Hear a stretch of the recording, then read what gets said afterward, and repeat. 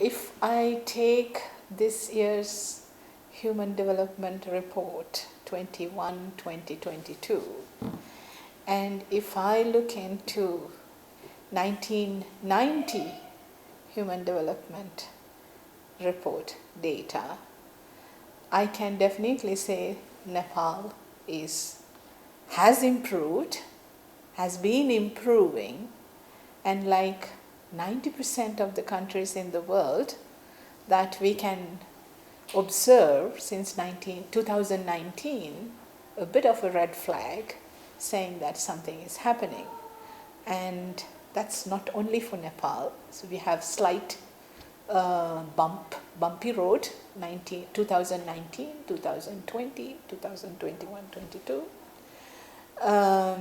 which I think we need to take into consideration when we are doing policy orientations, investments, and planning, budgeting types of work that we do in development. But overall, Nepal is improving and has been improving. So we should not just rest on achievements that we made over the last 30 plus years. I'm here framing it to the human development. As you know, most probably, I take it that you had read the reports. For the last 32 years, since the first report, Human Development Report, as Dr. Mahabubul Haq said, it was about people. It was the centrality of the people and the real wealth of the nation being the people. And that's what basically the report is about, and giving options, choices, and capabilities, looking into this whole interrelation between people and and their environment. So if you look into the last 32 years, Human Development Report tried to put forward interactions of people with security, with democracy, with culture, with climate change, with different various aspects that interact with the human nature, and to see how people's development changes with these different issues. So there is no exception this year, 2021-2022. The Human Development Report is trying to put forward the epoch in which we are living right now. We had a COVID pandemic, definitely, as you said, but we are also living conflicts and what is happening in the world, not only in Russia and Ukraine, but elsewhere in other parts of the world there are conflicts. So pandemic affected everyone equally, conflict affects unequally, and then we have obviously the planetary pressures like climate change, the pollution, and all these pressures coming together, it makes people scared. They are fear. They are not really settled because of what's happening in the world. So on one hand, we call that there are planetary pressures. We already started with unequal situations. Not everyone was equal. On top of it, there are planetary pressures. It's not only about environment and climate, it's also about conflicts. It's also about the inequalities and access to basics. So this comes together.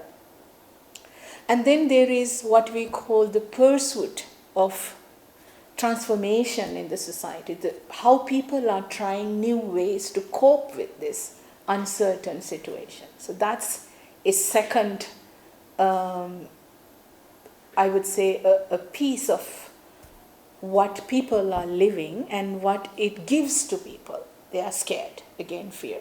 Can we be able to find a way to cope with this planetary pressure, with this conflict, with this climate change, or with this pandemic? So that fear, trying different ways of working. So that's a second tier of uncertainty. and the third one basically being how people, I mean, that is where you need protection, right? If you have fear of kind of getting into a certain areas where you are not completely sure about what is it that you are living. And then the third one being basically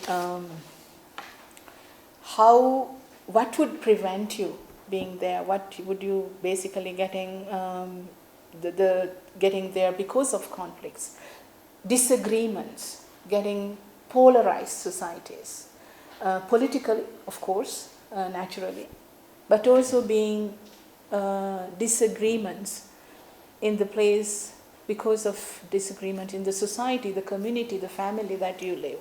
So you're bringing three types of uncertainties. That is what the report tries to illustrate. The planetary pressures, the new ways of coping with these planetary pressures, how to try different things to ease this planetary pressure. So we call it pursuit of transition, the just transition. And the three is that what you face by doing that, the polarization, disagreement that comes with it, politically or socially, disagreements, polarizations.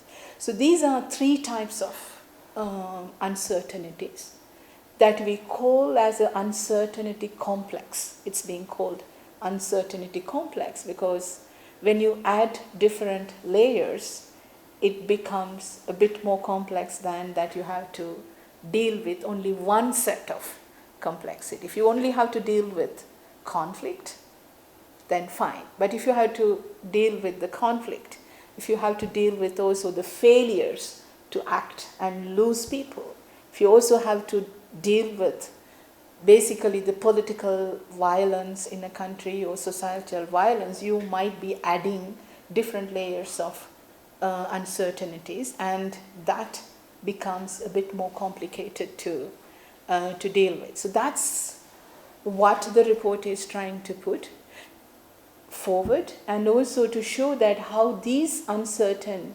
complexity is affecting the human development. Basically, your choices, your options for education, health, and standards of living in a country because of this uncertainty complex. This is what the report is trying to illustrate, and also trying to offer some of the solutions or policy orientations that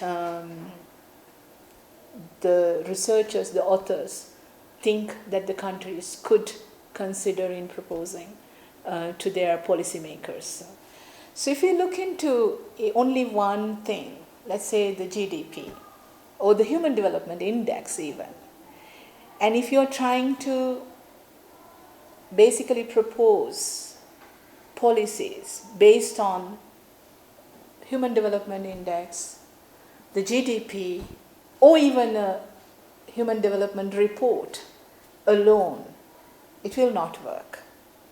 Because as we discussed, the uncertainties are complex. So you cannot really work on one line, one vertical line.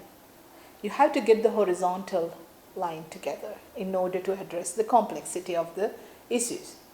So again, the same way, you cannot only depend on the government to work on human development, the institutions. You cannot depend only solely about institutions. You have to work with the government. You have to work with the politicians. Who are the politicians? They are basically people's representatives. People have voted for them. So they represent a voice of people, aspiration of people in a country, and expected to deliver on their whatever the electoral commitments are and the vision for which they have been voted for. So you have a political vision for a country. Now, a government would execute some of those policies and programs. So you need them as well. So you have a parliament, which basically the politicians would be. You have the government, which will be executing. Then you have a judiciary, which basically makes sure the regulatory functions take place.